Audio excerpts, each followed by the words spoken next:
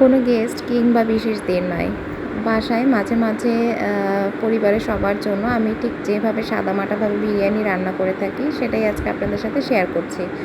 তো এখানে প্রথমে আমি অল্প করে বেরেস্তা করে নিয়েছি। বেরেস্তাটা উঠিয়ে সে একই তেলের মধ্যে দিয়ে দিয়েছি পানি ঝরিয়ে রাখা পোলাওয়ের চাল, দিয়ে দিচ্ছি অল্প করে আদা রসুন বাটা, দিয়ে চালটাকে খুব ভালোভাবে ভেজে নেব।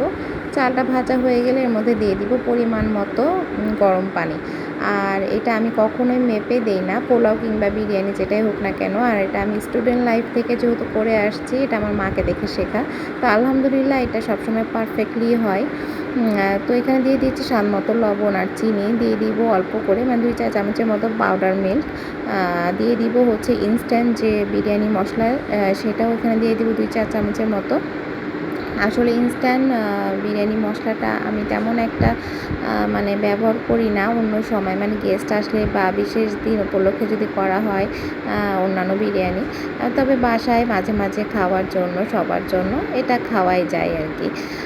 তো যাই হোক, এখানে দিয়ে দিয়েছি রান্না করে রাখা চিকেন। এটা আমি গতদিন যে মাংস রান্না করেছিলাম সেখান থেকে কিছুটা উঠিয়ে রেখেছিলাম। তো যাই হোক, পানিটা যখন একটু শুকিয়ে এসছে দিয়ে দিলাম কাঁচামরিচ আর হচ্ছে বেরেস্তা। এখন আমি এটাকে ফাইনালি নাড়াচাড়া করে ঢাকনা দিয়ে ঢাকা দিয়ে দিব, 4-5 মিনিটের জন্য দমে দিয়ে দিব।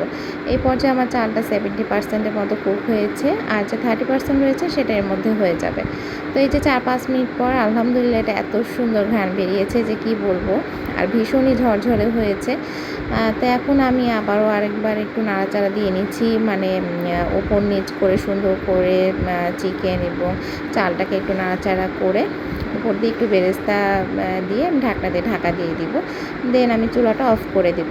এখানে আর হচ্ছে কোনো প্রয়োজন নেই চুলা করে রাখার, কারণ এখানে হয়ে গিয়েছে আর এত সুন্দর ঝরঝরে হয়েছে যে কি বলবো।